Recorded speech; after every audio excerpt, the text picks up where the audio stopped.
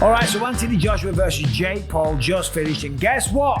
Anthony Joshua won the fight. That is correct. He shocked the world. He went out there and he beat Jake Paul. That's way smaller, way less experienced. He won the fight. He got the stoppage in the 6th round, okay? I don't know where to start with this, okay? Was it a classic? Was it a fight that you've definitely got to go and watch?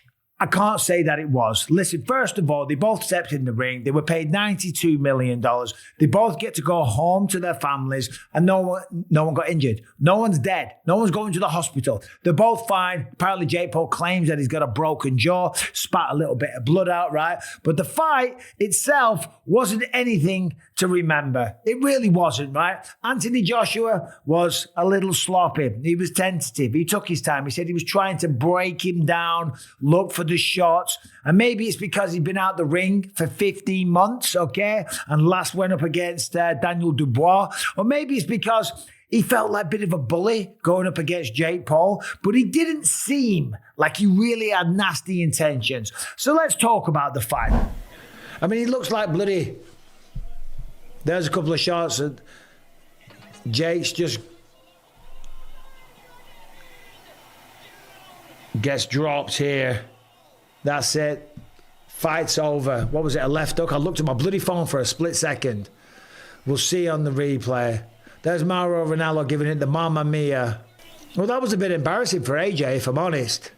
I didn't see the knockout. I didn't see the finish. But it was a bit embarrassing. Because Jake Paul, all he was doing was running away and shooting double leg takedowns. I want to see the replay. From what, as I said, I was just getting messages. And I looked away for a split second. I must be on a little bit of a delay. So yeah, the fight's over.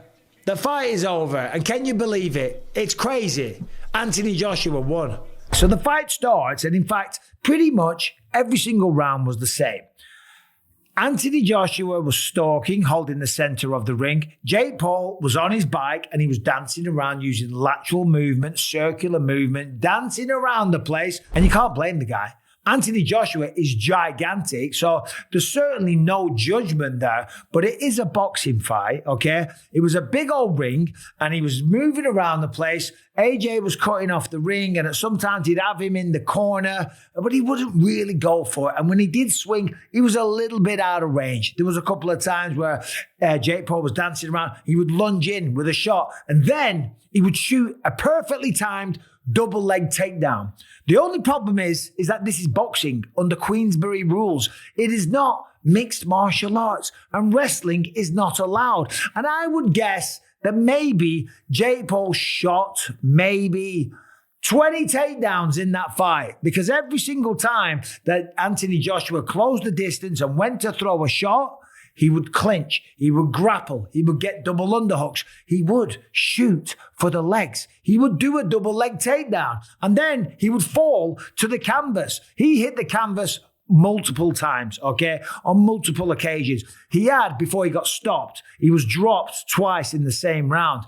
But as I say, he hit the canvas many, many more times. There was one point where there was a bit of confusion. It looked like AJ might have thrown a low blow, but what happened was Jake Paul threw a couple of shots. He shot in again, and then they both went down to the canvas, and it looked like AJ might have landed on him with his knee to his groin. So he had 5 minutes because it looked like it was a low blow, but it wasn't a low blow, and then the fight continued. I'm just looking at some replays here.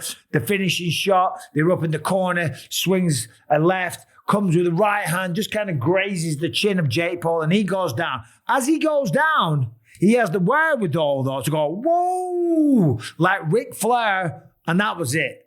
The referee counts him out, stops the fight. That was it.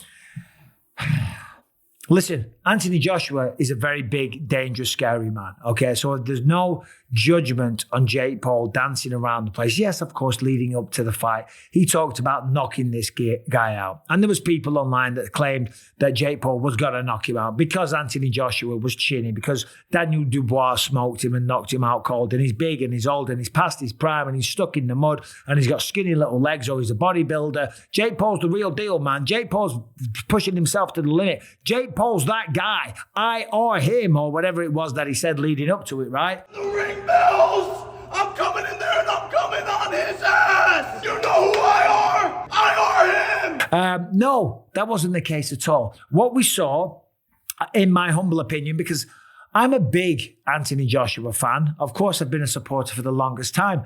A rather lackluster, unmotivated Anthony Joshua that didn't look like he was being particularly nasty, right?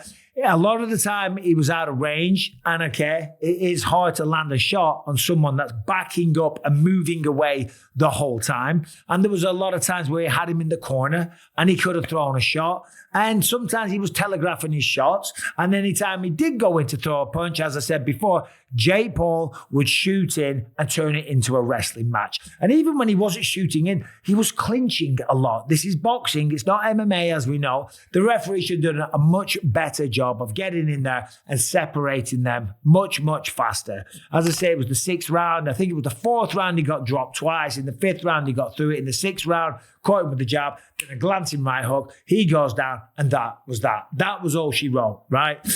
I did a live. There was about 9,000 people watching at one point. Nobody was particularly enjoying the matchup. Listen, okay?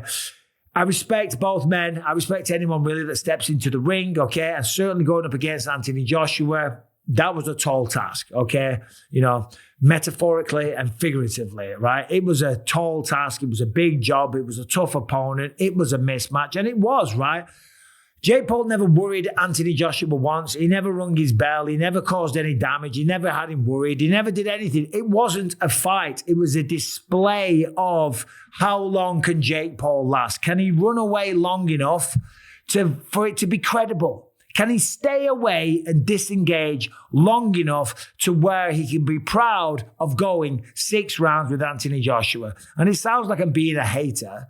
I'm not being a hater. I'm just saying what I saw, right? I don't think he was there to actually fight him. What was the game plan? Stick and move, try and lunge in, try and shoot in a takedown? No, that's not how you win a boxing fight. You stand there by throwing shots, using feints, setting things up, sticking and moving, using angles, okay? You don't win it by shooting double leg takedowns, right? Well done to Anthony Joshua. I think when he watches that back, it's not his finest moment, let's be honest. I mean, look at what he did to Francis Ngannou. That was a beatdown. That was how you deliver. That's how you put someone down. That's how you take care of someone that you're supposed to take care of relatively easy. That's how you do it. So you could say that Jake Paul, fair play, made it to 6 rounds. More importantly, I hope all his fans enjoyed it. I hope everyone that stayed up around the world to watch it, I hope they enjoyed it, okay? I didn't like it. I didn't think it was particularly entertaining. It was a spectacle. It certainly delivered in that. It did have a big fight feel, right? But I wasn't really a fan of it. Earlier on, we saw Anderson Silva taking on Tyron Woodley. When Anderson starts doing this, that's when you know he's going to go. Oh, good uppercut and Woodley's hurt. He went for a double leg. He's down. Oh. He dropped him. He dropped him bad. Wow. Tyron Woodley just ate 2 big shots. Looked like he kind of went for a takedown, but then he went down hard. He doesn't look good. He does not look good. This is a real fight for sure, right? Fight's back on. He's calling it off.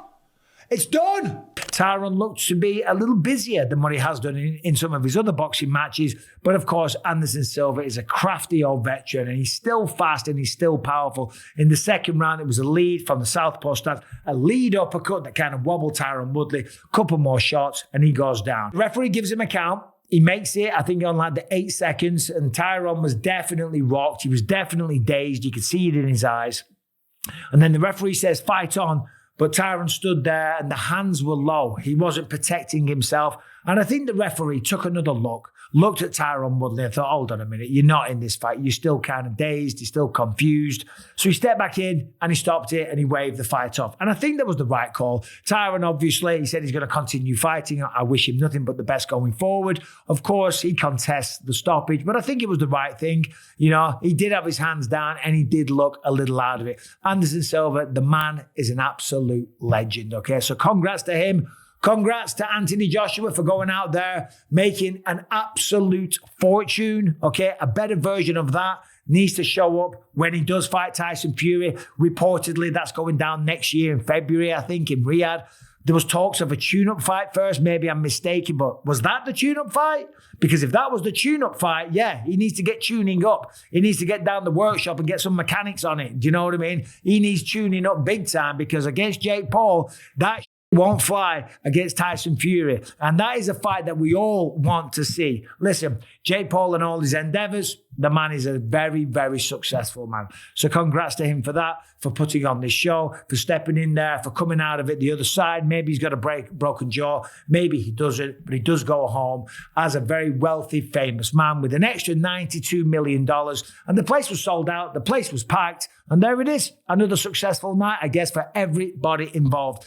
There's my thoughts. What did you think about the fight? What did you think about Anthony Joshua? What did you think about the intentions that he had? Do you think he looked a little bit sloppy? What do you think about Jake Paul shooting in multiple times? I don't know. I haven't counted it. 10, 15 times, clinching constantly and walking away the whole time. But still, anyway, it's easy for me to critique. I'm not sitting in there, standing in there with a giant like Anthony Joshua, to be fair.